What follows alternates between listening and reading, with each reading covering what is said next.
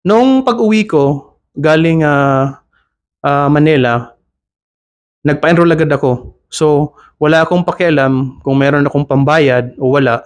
Basta ang gagawin ko, pagdating lang ng probinsya, magpa-enroll ako. So, ikaw mismo, magpa-enroll ka kaagad.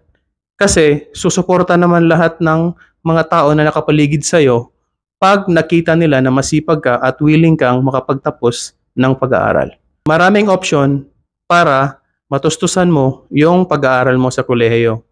Ang unang gagawin mo is maging part ka ng scholarship program ng school. Either academic, pag na-hit mo yung requirements ng school, kaya ka nilang maging academic scholar. Pangalawa is magiging sport scholar ka. So sa part na yon, naging varsity po ko ng isang sports na yon ang naging reason ko para makapag-graduate din kasi nga free nga ako sa tuition. So halos wala akong binabayaran sa school, kung hindi ang gastos ko lang is pagkain tsaka pamasahe.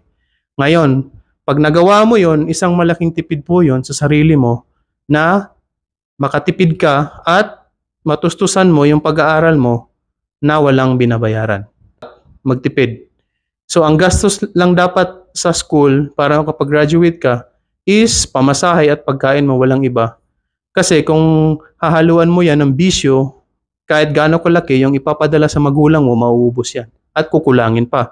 Kasi magbabayad ka ng boarding house, pagkain, pamasahe, projects. So, napakalaking diskarte po na magtipid ka para makapag-graduate. Maganda kasi may freedom ka sa school. Ang gagawin mo is magnegosyo ka sa school nyo. Either magbenta ka ng kahit ano. Magbenta ka or magnegosyo ka ng loading, nasa cellphone lang yan. Pag may classmate ka na willing siyang magpagawa ng projects mo, gawin mo. At isang paraan yan para magka-cash flow ka. Which is, matustusan mo yung pangangailangan mo para ma-pursue mo at matapos ang pag-aaral.